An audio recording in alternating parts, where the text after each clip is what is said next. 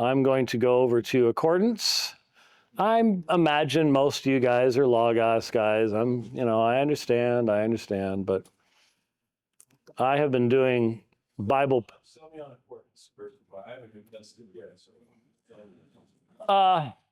I started with something called Bible Works, which doesn't exist anymore, sadly. And that was on the Windows platform, PC platform. I mocked Mac users until Vista came out. And Vista drove me out of the Windows world because Vista was a mess. That's when I went Mac, and accordance was all I could do. Accordance was, at that point in time, accordance was Mac only, and Logos was PC only. Now, all of them have now become multi-platform. And so I have a huge Logos library, thousands and thousands of volumes. Hey, Bob, but I never, ever liked Logos's Bible element. I just always found it very clunky. This Bible interface in accordance is very much like Bible Works was. So that was one of the things that made it pretty easy for me to switch over. It just seems far more intuitive. I have all of their Greek stuff, all of their textual critical stuff. And look, you get all of Logos or all of accordance, it's pricey. Obviously it really is. And when I switched over from Bible Works, they sort of bought me out of a lot of my Bible Works stuff and gave me stuff to get started. So they knew who I was, so they were doing that for a reason, I think. But it's just, like I said, I have all of Logos. I've never learned it as well. This is just for textual critical stuff, and I've got, this is my New Testament text, Old Testament texts, synoptic studies, New Testament textual stuff. I've got the Comfort textual commentary, the Metzger text commentary, NA28 apparatus, the UBS 5 apparatus. This is NA28 Greek stuff, which they need to be updating to NA29 pretty soon. New Testament manuscripts, Sinaiticus, Vaticanus, Washingtonianus, Alexandrinus here. And I've seen Alexandrinus and Sinaiticus in the flesh, actually. When I was doing doctoral work on P45 in South Africa. I wanted to do a PhD under a man who did his PhD under Metzger, P45. Sometime into COVID in 2020, he had a massive heart attack, almost died, had to retire. So wasn't able to finish that. There wasn't anybody else to work with down there on the subject. But I have spent a lot of time on P45. That's fascinating manuscripts. The only New Testament manuscript we have that has Matthew, Mark, Luke, and John, and Acts. That's the only one, and it's in a Western order, so it's not Matthew, Mark, Luke, John. I think it's Matthew, John, Mark, Luke, I think. I'd have to look. Anyway, fascinating manuscript from around 220 AD or something like that. I have my Shakir Quran, translatable and stuff like that. Got the Apostolic Fathers, Greek and Hebrew and stuff like that. So, yeah, accordance is, it's my go-to. And of course, I have it on my phone. That's, when I first started doing street witnessing in London on my trips, they would shoo the Muslims over to me so they could keep talking to the regular pagans. And I just so wanted to have the textual critical stuff on my phone, on something I could carry with me, and it wasn't available yet. And then all of a sudden, everybody, Accordance, Logos, they all jumped onto the phone stuff, and I've got all this on my iPhone. Now my iPhone's an iPhone 16. It's 1 terabyte storage, massive amount of storage on it. But it's not like this takes up that much of that, of course. But to whom much has been given, much is required. And one of the things I would love to do here at the seminary, if we had a Friday, Saturday intensive on doing textual criticism, on making sure you can read all the textual sigla in the NA28, UBS 5, especially now using the ECM, the Editio Critica Major. We have a few volumes in the library of the ECM. I bought them, I donated them because I felt like our library needed them. They're, I have them all that have been published so far. And like Mark is 3 volumes and it was about $450 just for Mark. Revelation is 4 volumes, it was over 600. So by the time it gets done, it will be massive. It will be much bigger than the Church Fathers set, the big one that I think we have out there. I have in my library anyways. But it'll also all be online. All the ECM is online. And this is the largest collation of Greek manuscripts ever done. It's hard to explain to modern folks how much has changed in that field and how only 100 years ago, there wasn't even agreed upon nomenclature for all the manuscripts, and you didn't know where all of them were, and just all sorts of stuff like that. So I'll tell you one last story, then we'll dive into the theology. I had the opportunity about 5-6 years ago, along with some other folks, to tour with him Dr. Al Mohler's library. I don't know if any of you have ever seen it. It is astonishing, massive.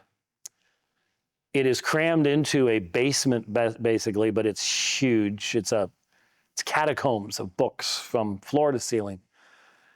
A lot of first editions. I cannot imagine how many millions of dollars this library is worth. And it's breathtaking to look at it. And so I made a big mistake. So I'm going to confess to you all, A, what big mistake I made, and then B, how I got out of the big mistake, which is actually pretty cool. We were in the main part of where he like writes the briefing and his main desk and stuff. And I said something stupid. I said, I might have only one volume that Dr. Mohler doesn't have.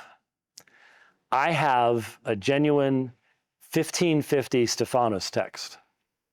So it's Greek text from Stephanus. Stephanus was Calvin's printer in Geneva. It was the last printed Greek text without verse numbers. There's only chapter divisions, not verse. That had no verse numbers. Stephanus inserted the verse numbers in 1551. So if you don't like where the verse numbers are, you know who to blame. Blame Stephanus. So I make this statement, and he's standing there, and almost deftly, not even looking, he just reaches over to a shelf, and it's not even standing up, it's on top of other books. He pulls off his 1550 Stephanus. Now mine's worth $35,000. So this gives you if you've got a book that's worth $35,000 and you've got it stuck on top of other books, that gives you an idea of what this library is like, okay? So what do you do now? You know, I might have something that Dr. Mohler doesn't have. Well, okay, no, I don't have something that Dr. Mohler doesn't have. So he opens it up, and it is a beautiful, they knew how to make paper back then. My seminary textbooks are yellowed, and that was only 35, 40 years ago. The pages are yellowed and stiffening and stuff. This stuff's 460 some odd years old. It's not yellowed at all, and it's not stiff. It's a beautiful Greek font, designed by a man named Garamond. You've probably all seen Garamond font in your choices in your computer. That's where the name came from. So I had to redeem myself. And so he's holding it open. And so what I did is I said, Dr. Mohler, have you ever noticed the side notes in the column here? And so I point to one of the side notes. And I said, you see this letter beta? Yeah. I said, really interesting story. Stephanus had a manuscript that he called beta, and he provides its readings. It's a very unusual manuscript, very strange readings. And I said, you're probably aware of the fact that when the King James translators translated their New Testament, they used the 5 editions of Erasmus, they used Stephanus, and they used Beza's 1598. Theodore Beza was Calvin's successor at Geneva. And I said, when Beza was doing his textual work, he had Stephanus, and then he had been given what's called Codex Bezae Cantabrigiensis. Now, I call it the living Bible of the early church. It's the most unreliable manuscript we have from the early years, from the 400s. The scribe wasn't trying to copy so much as edit. So it has some weird readings in it. So for example, in Acts, when the angel delivers Peter from the prison, this manuscript tells us how many stairs he went down. It's the only manuscript that has that, 39 stairs. Okay. Once Beza examined it, he donated it to Cambridge, and he said, this manuscript is better to be stored than to be read. So he didn't have much use for it. Here's the problem. That was actually Stephanus's beta manuscript, and Beza didn't know it. So Beza is looking at Stephanus. Here's this beta manuscript. It has the same readings as his manuscript, so he thinks there's 2 manuscripts that have that reading. It was the same manuscript. So he gave more weight to it than he should have, because there was only 1 manuscript, but it looked like to him it was 2. And so that's a fascinating textual critical part of history, but it also rescued me, because Dr. Mohler had no clue what the beta manuscript was, or Codex Bezae Cantabrigiensis, or any of that stuff. So I rescued myself from having made a fool of myself in Al Mohler's library. But that's how to do it, is to know the Battle of Midway and know your textual criticism. That's how you get yourself into or out of situations and stuff. But yeah, I would love to do a class here on textual criticism and stuff like that. Because you not only have the King James only movement, you have the TR only movement too.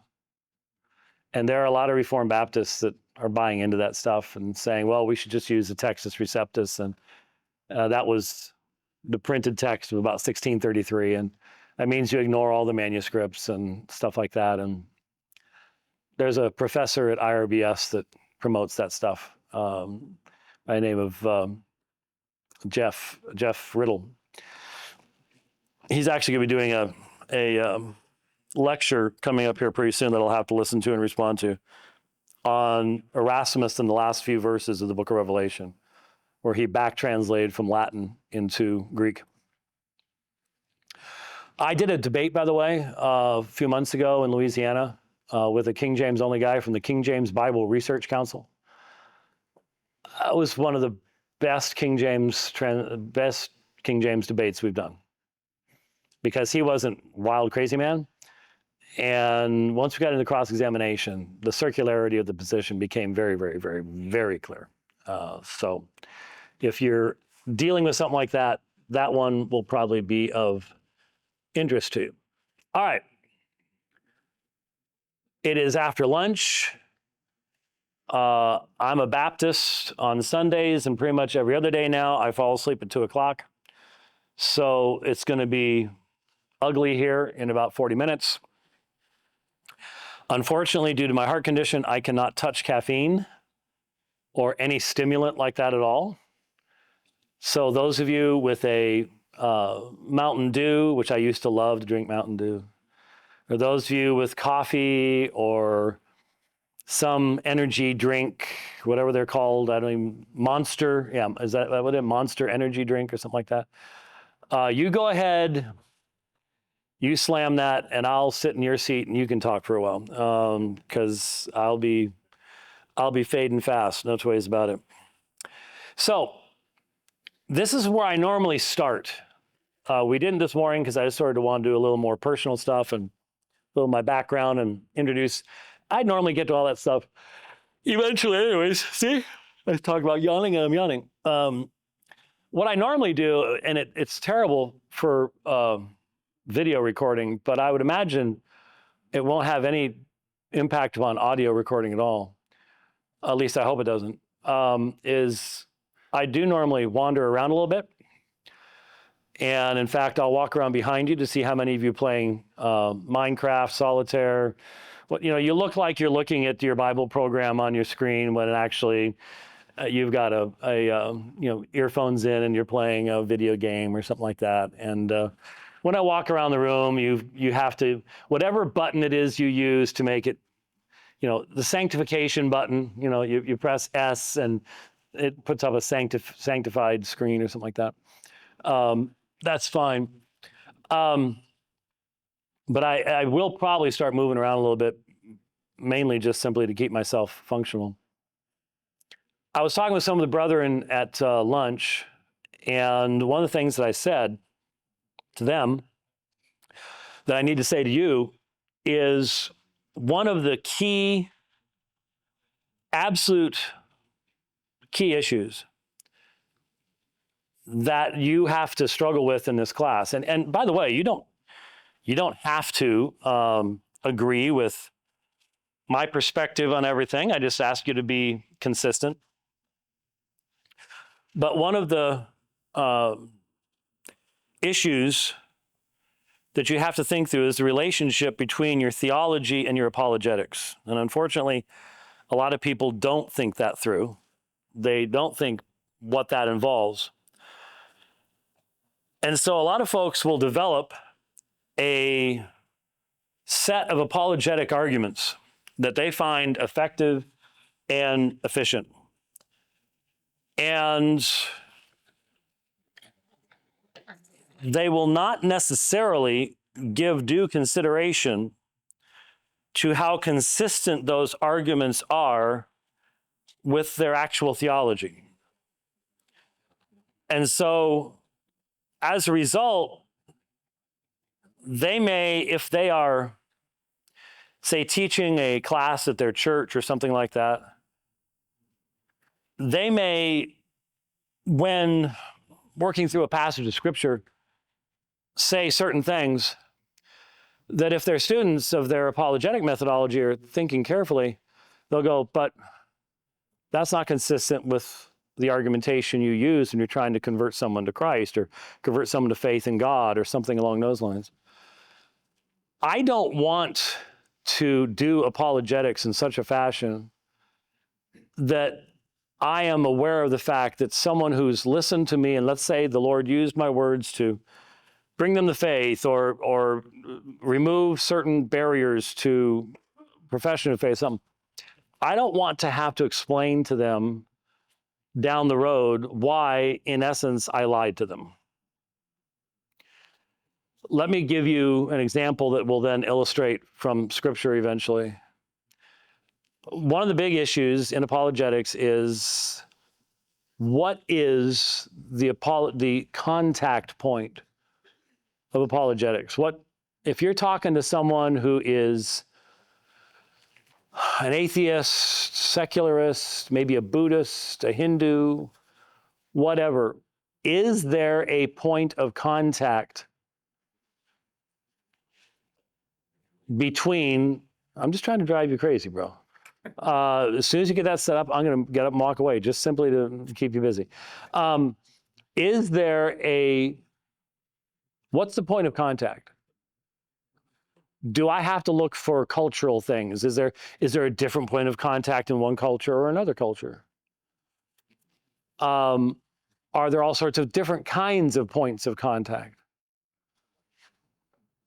For a lot of people, and for sort of what I would call classical apologetics, the idea is that we can find ourselves a neutral ground to stand on. We say to the unbeliever, I'll tell you what, I'll lay aside my preconceptions, you lay aside your preconceptions, and let's just stand on this neutral ground and let's reason together. And I'm confident that if we reason together, I'll be able to convince you of the truthfulness of my faith in Christ. And you'll say, I'm going to lay aside my presuppositions.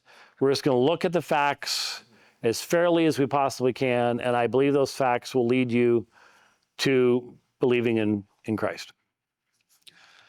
So let's say we say that and we practice that, and over a course of time, you provide some compelling arguments such as the cosmological argument. And that is, you can trace back causation, but you can't have an infinite regress of causation, so something has to start the chain of causation. And that first unmoved mover, that first source or cause is God, and that everything else results from his activity. And in the best forms of the cosmological argument, it comes down to whether brute facts need an explanation or whether they don't. So in other words, if you accept the idea of brute facts that have no rational ground of being, then the cosmological argument fails. But if you believe that anything has to have a logical, rational explanation for its existence or its behavior, then the cosmological argument will succeed. So it's called PSR, if you're interested, Principle of Sufficient Reason, which basically says there are no such thing as brute facts. If a fact is a fact, there has to be an explanation for why it's a fact. And so let's say you're really big into the cosmological argument and all the rest of this kind of stuff. Can you walk up to a non-Christian and expect them, A, to lay aside their presuppositions and their assumptions, and simply examine the facts neutrally? Is that what the Bible teaches us is the nature of a person outside of Christ? That they will simply be open to evidences. It's just a matter of, well, you hear it in songs. I just needed a reason to believe.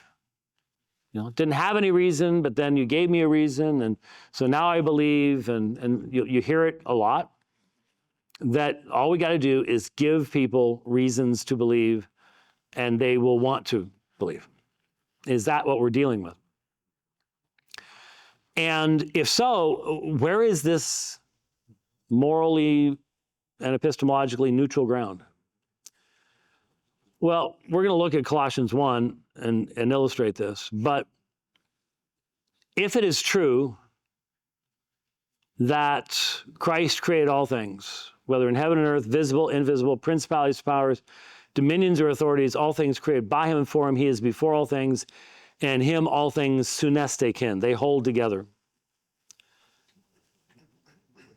If everything that exists does so through the activity of Christ, and if it holds together, if it has its subsistence in Christ, then how can there be any neutral ground in creation? If it exists, who created it?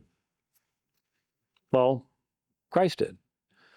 Does Christ create in an unorganized fashion? It has no purpose, has no meaning. Well, no, it'd be against his very nature.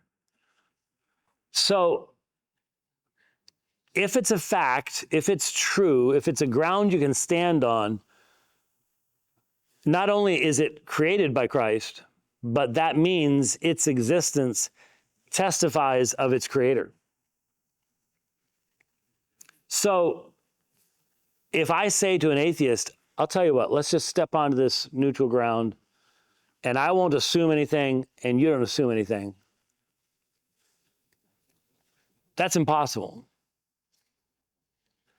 It is impossible because from the Christian perspective, it is the creative activity of Christ that produces the context in which you can have laws of logic, you can have rational discussion, you can examine facts and factuality and evidences.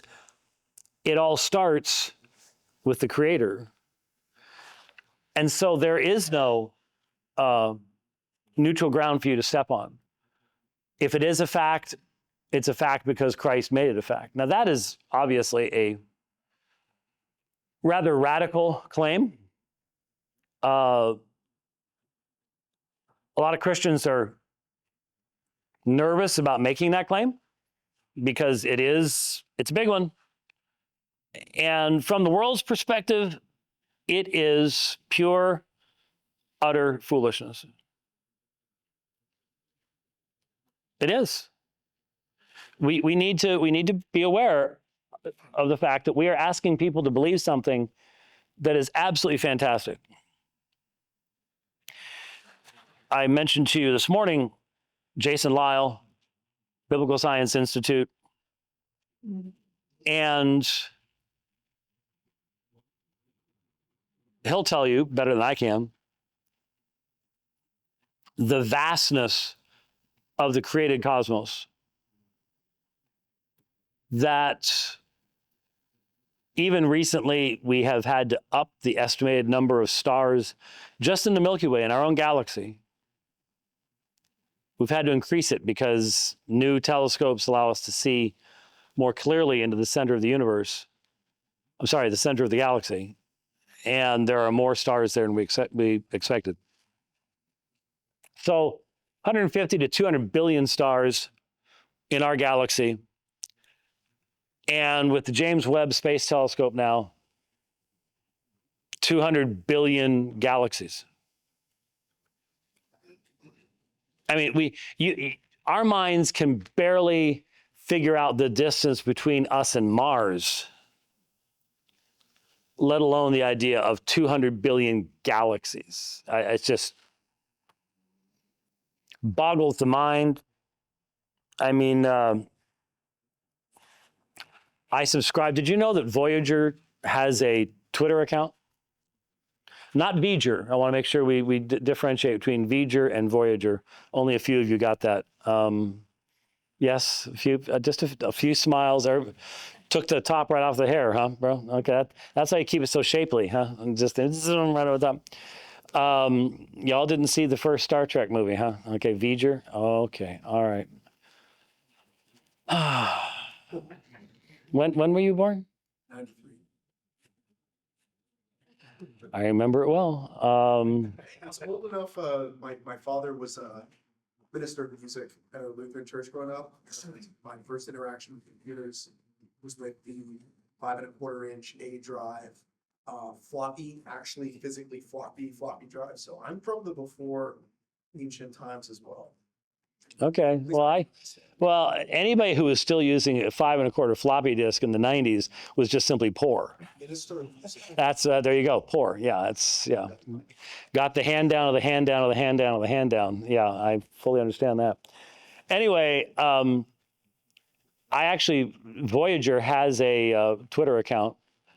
I think humans set it up for it personally, but every once in a while I'll see this thing pop by at how many light seconds it is from Earth.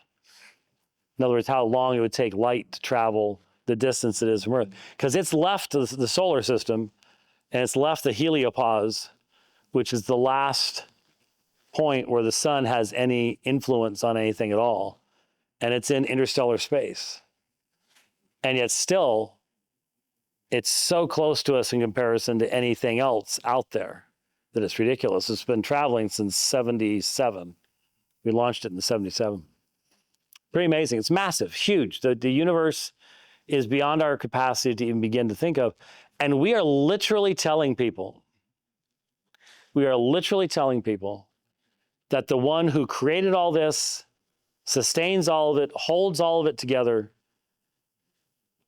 entered into human existence on a little speck of dust called Earth in the corner of this one of hundreds of billions of galaxies.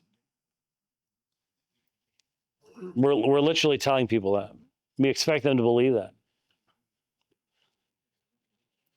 And given that we all believe that, we might ask the question, how did that come about? What kind of magic is this? Anyways. And so we're asking people to believe something that's utterly fantastic.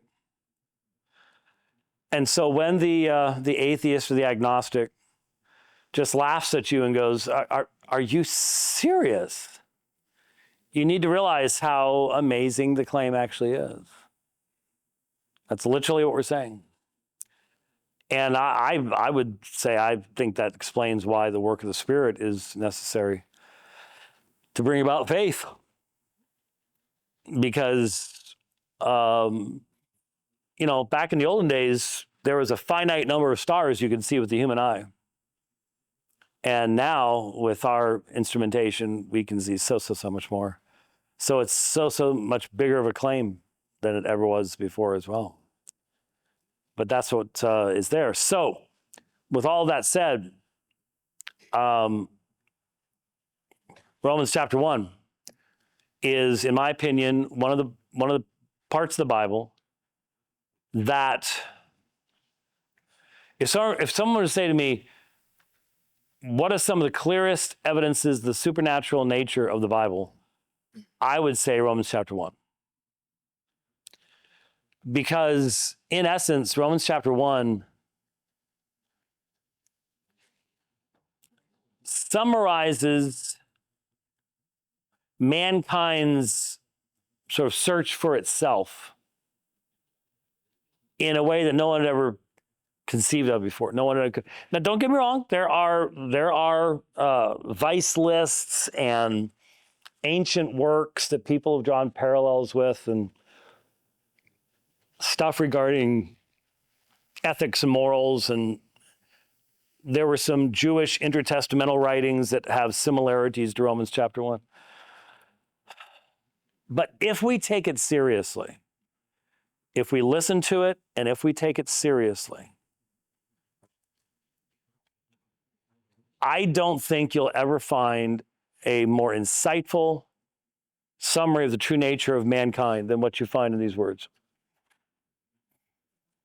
So I've had some people ask me, well, what in the Bible points you to its supernatural origin and things like that? Okay, well, I'll tell you honestly, Romans 1 does, because of what it says. So what does it say? I have to start moving around here. That's a nice size, that's a decent size print there. Large print. Large print, yeah. See if any of you have any Jeffrey Rice rebinds in here. I see people quickly grabbing Bibles and getting their phones hidden. Yeah, that's good. That's good. Blanking screen. Oh, you need to at least have something on the screen so it looks like you're doing something. Come on, guy. That's not good. Wait a minute. What is? Oh, you're in Mark. Okay, all right. Because I was at Mark initially. Okay, all right. That's really toward the front of a very large Greek New Testament there. Almost looks like you're coding. It sort of looks like a code thing there. Pretty green keys there. Can you change the colors? Yeah. You can? Good, very good. I like multiple colors. Just looking for anybody still play, what was that? Minesweeper, that's it, Minesweeper. Minesweeper was one of my favorites. That was always good. Of course, they didn't have Minesweeper when I was in, great. When I was in seminary. So see, you're so far back here, I actually have to look over your thing just to see things here. There you go. All right. I like seeing the connection of Bibles and Greek texts and stuff on the screen. That's good. Anyways, Romans 1 will impact. Oh, stop it! I'll have to turn off my thingamabobby-wobber. That did last quite a while, I guess. It'll keep me moving. And what do you bet it does? Oh, good.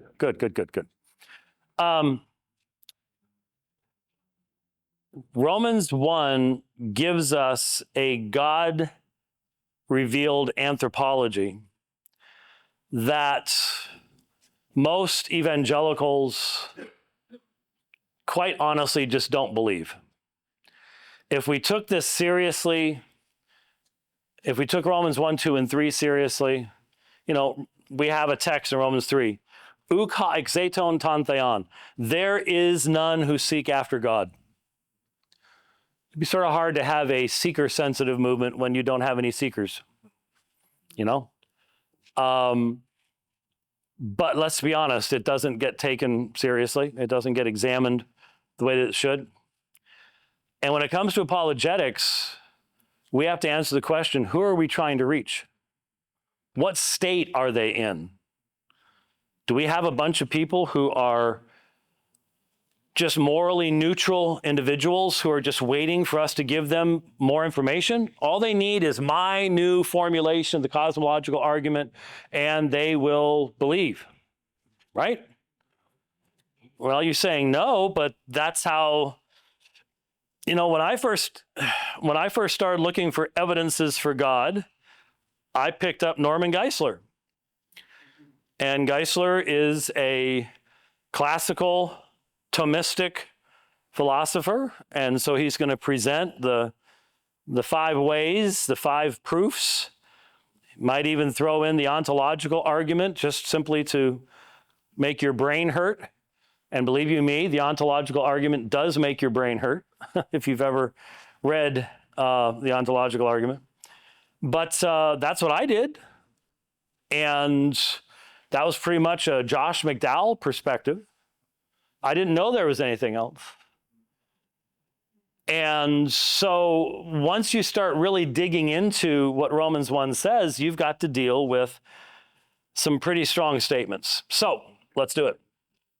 For the wrath of God, apocalyptatai, is being revealed. That's the LSB on the left side, by the way, which is simply the NASB perfected.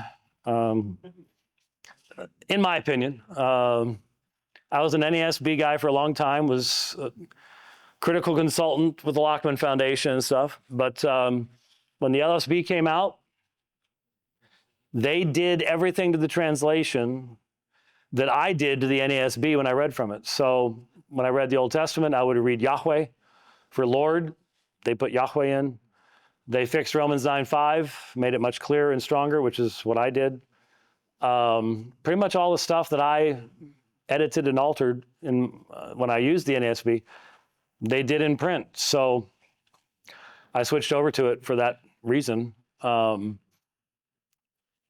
So for the wrath of God is being revealed from heaven against all ungodliness and unrighteousness of men who suppress the truth and unrighteousness. Now, there are, of course, all sorts of arguments. Is he addressing this to a particular group of people?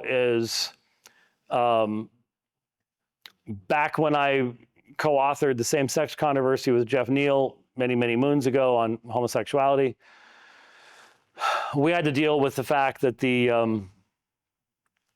LGBTQ folks are very adept at saying that passages like Romans 1 aren't about them. Romans 1 is simply about idolaters. They love God, they're not idolaters, and therefore none of this stuff has anything to do with them. Others would say, well, yeah, if you read intertestamental Jewish works, the Jews are there is an entire school of thought, believe it or not, that basically says that Romans 1 is a gotcha trick. It is Paul seeking to trap the Jews. They're going to agree with what he says in Romans 1, and you can find parallel texts in Jewish writings And they're going to go, yeah, yeah, yeah. And then Romans 2 becomes the trap, where he turns around and says, oh, you agreed with everything? Here's how it applies to you. That's what their argument is. Now, the reason I don't accept any of that stuff is Romans 1, 2, and the first half of 3 are all one section, because Paul is going to say in Romans chapter 3, what therefore have we said? What is our conclusion? And so Paul literally says, let me conclude everything that I've said up to this point. And he gives us that lengthy citation of Old Testament passages that says there's none righteous, there's none that understands. And then he says, therefore we have concluded that both in Jews and Gentiles are all under sin. So his own explanation of the text is that he has concluded all of humanity under sin. So Romans 1 isn't a trap for Romans 2. Romans 1 is the opening definitional statement. And then you've got to do with the Jews who think that because they possess Scripture, they somehow are not subject to this charge of idolatry. When in fact, he's going to argue you're actually more so, because you have the law, but you don't keep it. You know what it says, but you violate it. So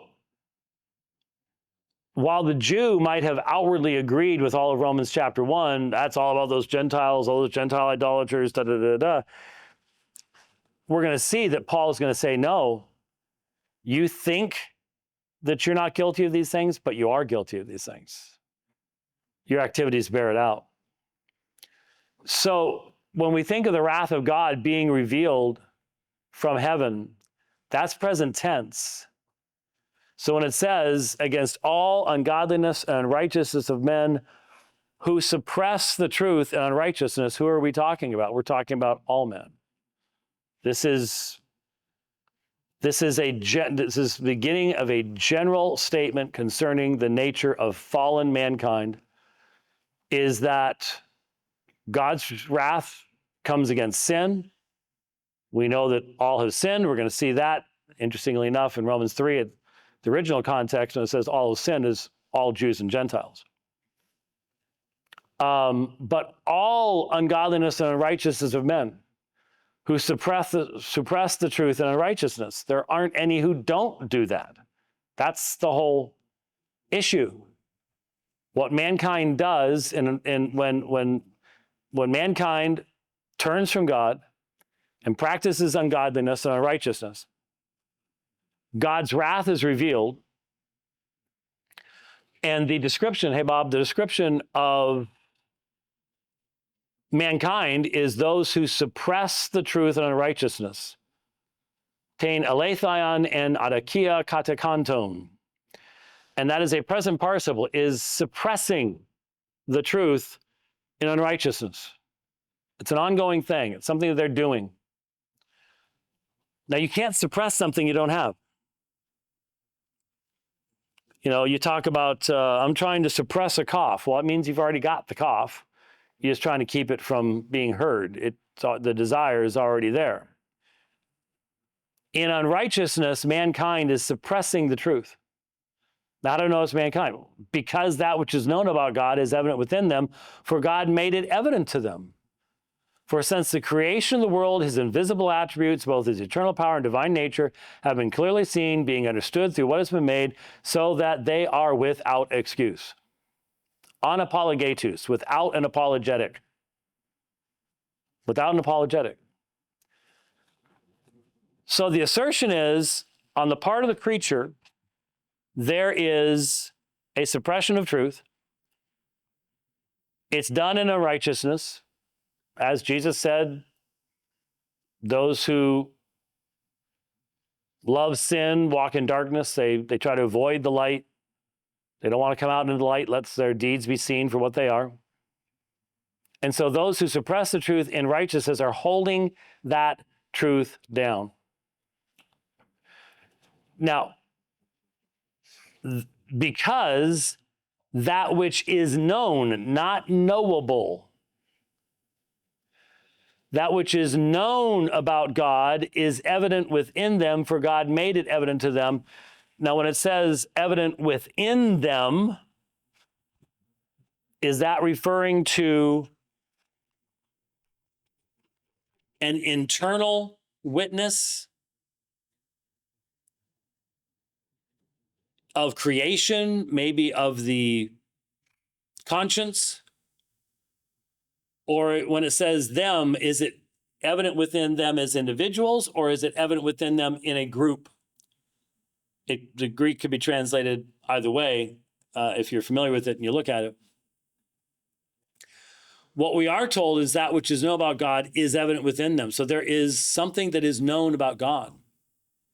God is not the unknown God. God is the known God. It's evident within them. Why? For God made it evident to them. God has done something to make sure that the truth about who he is known by his creation. God's the one who's done this. Hey, I made it to almost 2 o'clock with the jacket on. That's plenty good enough. Well, Eric beat me, so if there was a prize, I'm not sure if there is a prize for the longest wearing of the jacket in the first day of class, but congratulations, sir. I will let them know about your, I think you get a break on tuition or something, I'm not sure. You're gonna get a special prize or something.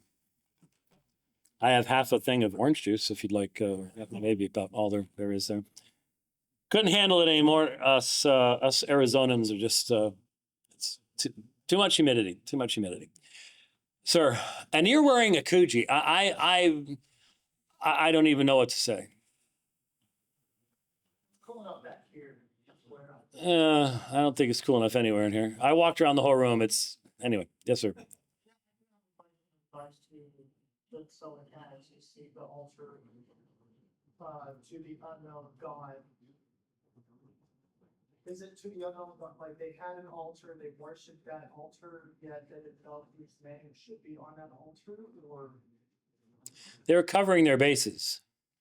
They were recognizing that the gods that they worshiped were limited gods that had limited spheres of influence. And so the idea was there may be a God that exists that has not revealed himself, but let's cover all of our bases. And so, there is a religiosity of mankind. And I would suggest to you that the suppression of truth and unrighteousness, men's religions are an expression of this. So in other words, when man designs false religion, it is a part of his suppression of the knowledge of the true God who is there. So I'm replacing that. The true God that I know that I have to deal with, I do not want to deal with him. And so I will suppress that knowledge. That's something that the creature does. That's a holding of it down. And that suppression in modern days can be secularism, it can be atheism, it can be scientism, materialism, whatever it might be. In man's history past, it was almost always religious in nature. So the Baals, the Asherim, these lesser gods that were worshipped to get fertility and crops and all the things that were associated at that time, that is a suppression and a replacement of the one true God with something that fulfills my natural desires. And so in the high places, they had temple prostitutes and things like that. So you could get fulfill your lustful desires and your bodily desires while pretending to increase your crops or whatever else it might be. So suppression isn't just a pushing away, but it also involves as we're going to see, the term he's going to use is in verse 23, an exchange. They exchanged the glory of the incorruptible God for an image and likeness of corruptible man. So we're created to be worshiping beings. We are created to embrace the knowledge of our Creator. But once we are in rebellion, we want to suppress that knowledge and we want to stay as far away from the Creator as we can. And the best way to do that is to replace him with a God made in our own image. And that's what you have in mankind's religions. So, apologetically, the individual that we are dealing with is an individual who is in the state of suppression. State of suppression. So, if that's true, then what is he going to do when you give him more facts? When you give him more arguments? If you think of suppression, I hadn't been in a pool for a long time. We used to have a pool in the backyard. I had it filled in. It was the quintessential money pit. I mean, wow. And at least in Arizona, you could use it for months and months and months on end. But also meant you had to buy chemicals, all that kind of fun stuff. And eventually it was like, forget it, get rid of that. But when I did, you would have these beach ball type things, you know? And if you took one into the pool with you, you could like push it down and you could float with it and stuff like that. But what would happen if you stopped exerting pressure on that ball? It's going to shoot out of the water. And so the picture here is of mankind exercising effort to suppress the knowledge of God. That's how clear it is, because, as it says, that which is known about God is evident within them. That's what they're trying to escape. That's what they're trying to escape. Why? Because they're made in the image of God. They're made in the image of God. There is your connection point. It's not in some neutral point, because there is no neutral point. If it exists, Christ made it. There is no neutral point. There's no sense in pretending, in talking to an individual, yeah, I can abandon my presuppositions if you can abandon yours. Nobody can. That's impossible. And even if you pretended you could, you're going to have to come back and then later on say, yeah, I know. Now that you're reading the Bible, you realize Jesus made everything, so there is no neutral point, so I was lying to you. You can't do that. So they are putting out effort to suppress what is known about God, which is evident in them, for God made it evident to them. His self-revelation gets through. Now you might say, you don't know the atheist side. Well, I probably do, actually, but God's, well, okay. Antifreeze debate. Remember the guy? Okay, if you've seen it, and if not, then you will see it. Antifreeze debate. This guy hates God. It's so self-evident. You know, he's throwing the Bible and the Quran in a trash can on the stage and doing all this stuff. He absolutely detests God. You know who that guy is? He designed the Lucan. I'm not sure if you know what the Lucan is. But he actually has the patents for this robotic hand that is controlled by a person's mind.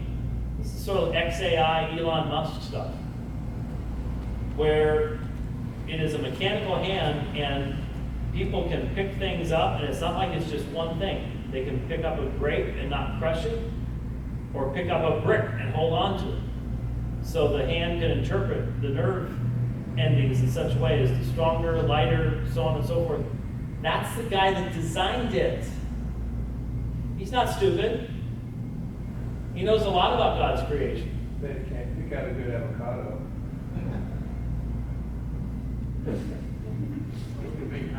Is the platypus venomous?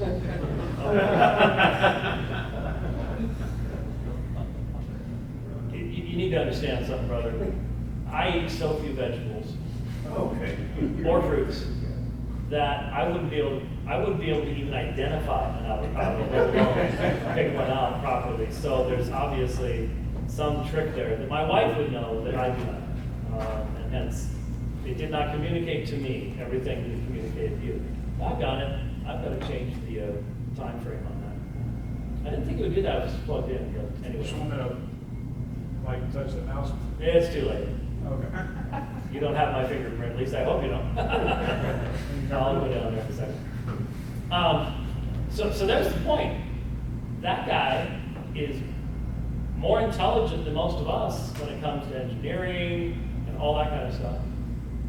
But he is absolutely intent upon the suppression of knowledge of God. And so the contact point isn't some moral neutral point between he and I. It's the fact that since he is created in the image of God, he's suppressing that knowledge. He's having to put out so much energy. I mean, think someone like him. Think about designing a hand that can function like a human hand and not realizing, human hands do this naturally, and I'm having to do all this design work, but there's no designer of this one. I mean, how hard does that have to be? It has to really require a lot of energy. And I think that's why he's so downright miserable, truly miserable in his life, because that hatred of God is, I think, the byproduct of just how much he recognizes the design nature of creation itself. I took my microphone off. I'm sorry. Sorry to whoever's listening to this and all they're hearing is echoes. I'm an idiot. It's the afternoon and the brain is only able to do one thing at a time, and hopefully. What you said that hand was called? The Luke hand? The Luke hand. Yes, the Luke hand. Sorry about that, Star guys. Wars, because he had a robot, Luke Skywalker. Right. Luke had that bionic hand, and so, they can do that in science fiction, but now they're doing it in reality. And it is fascinating. And he's the guy that has the patents on it. He designed it. And he was the one throwing Bibles and trash cans and doing all the rest of that stuff. So that gives you an idea of really what's going on there. I'll stay here till then and keep the microphone on. Okay. For since the creation of the world, his invisible attributes, both his eternal power and divine nature, have been clearly seen, being understood through what has been made. So they are, and look at this term right here, unapologetus. I didn't want to do that. Unapologetus, without an apologetic. That's literally what it says. Without an apologetic. Now you might go, well, now wait a minute. I've debated lots of atheists, and they have a defense and they have an apologetic, but not a consistent one. And so from Paul's perspective, an apologetic is a reasoned defense that is consistent. And so the promise here is there is no consistent reasoned defense of unbelief. That's not a part of a classical apologetic understanding. That is a presuppositional understanding, but that's not classical apologetics. They will say that they have a consistent methodology of being an atheist. They'll just say they disagree with it. From Paul's perspective, the demonstration not of the Trinity or the gospel and the stars, all that kind of stuff that you've heard before. That's not what's said here.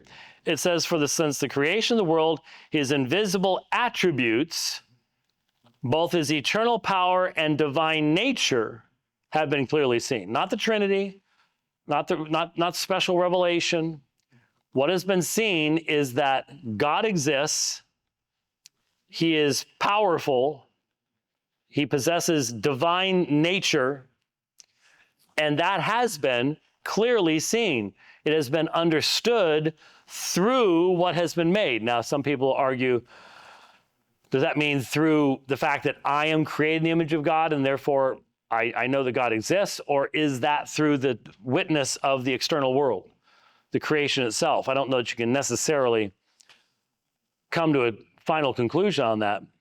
But whichever it is, or a combination of both, It is understood through what has been made so that it is so clear that they are unapologetus. Most people do not approach the apologetic task with this idea in mind. They approach the unbeliever, if I could just give them some more arguments, if I could just get, they've probably never hit this super cool proof of God that I just came up with.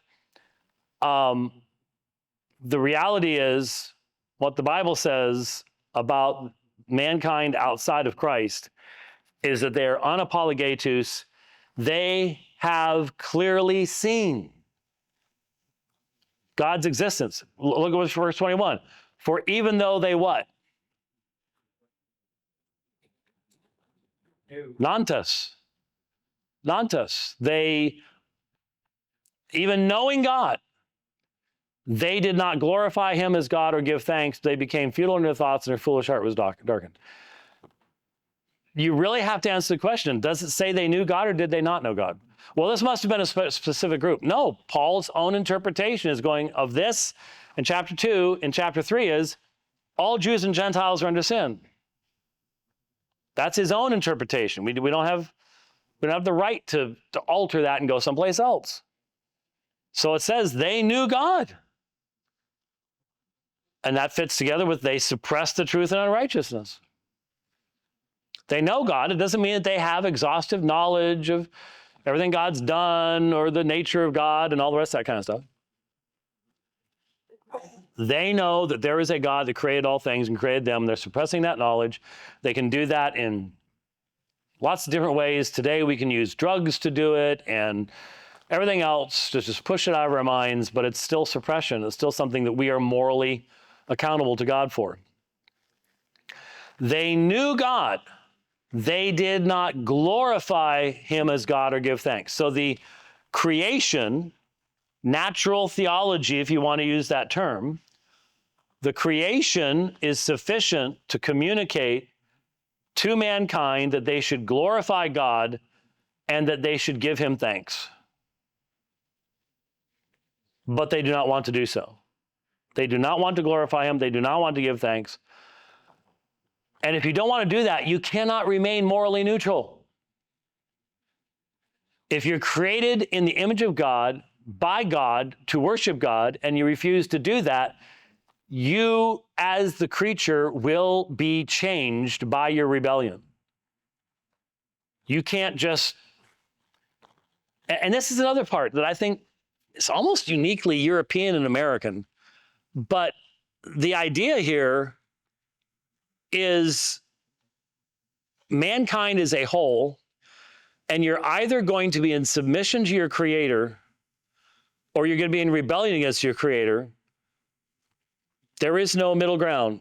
And we want to think, well, sure, there's a middle ground. You know, I can remain neutral. I'm just not going to make a decision. No. You either worship your Creator or you're going to be in rebellion against your Creator. There aren't any other options. Well, of course there are. We don't have to. That's too close-minded. If God creates a coffee cup that refuses to hold coffee, okay? Can that coffee cup just decide to be neutral? I mean, it's created to hold coffee. And if you try to pour coffee in it, it lets all the coffee out, okay? It's no longer in proper relationship to its creator. It has a purpose, but it's rejecting that purpose. And so it's become useless. And we think, since we have ultimate sovereignty over ourselves, or so we think, that we can just see the evidence of God's eternal power and nature and yet refuse to do anything about it. And the result is, but they became futile in their thoughts and their foolish heart was darkened. If you know God, but you don't respond to God in glorification and giving thanks, the only possible result is futility of your thinking and the darkening of your heart. Yes, no, maybe. Should I stop Bob as he goes by and ask if he agrees with that interpretation, maybe? even though they knew God. It says they knew God. They did not glorify him as God. Well, how do they glorify him? Aren't all the religions of man just man's way of glorifying God? No.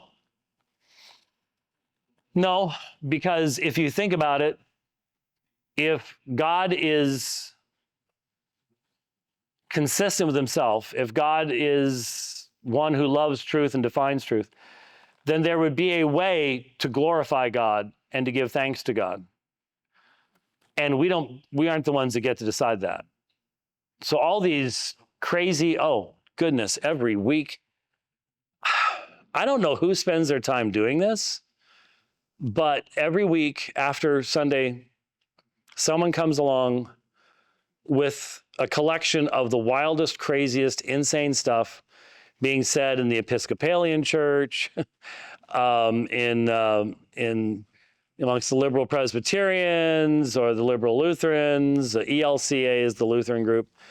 Just insane stuff about the female God and all the rest of this kind of stuff.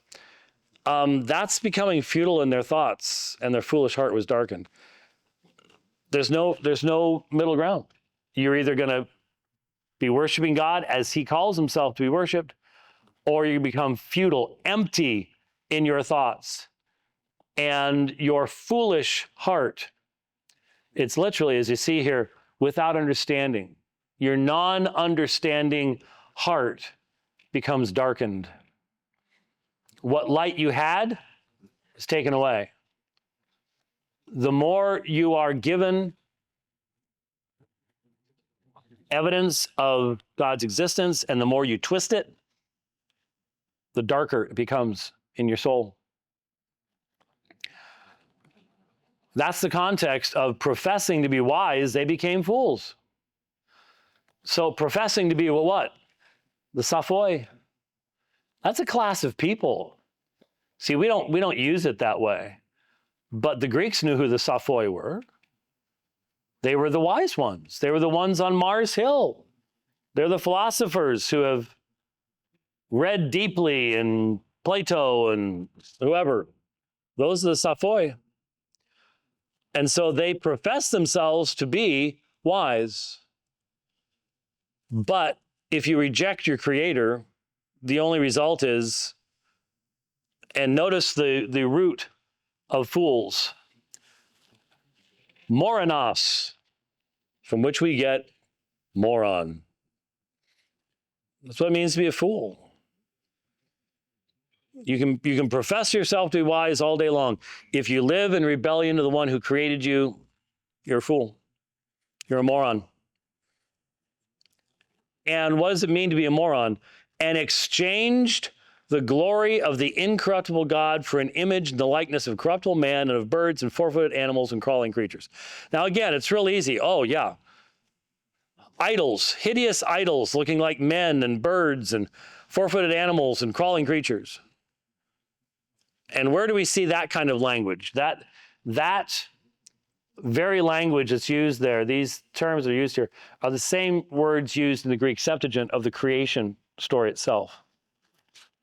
So if you profess to be wise in your rebellion against God, you become foolish and you exchange.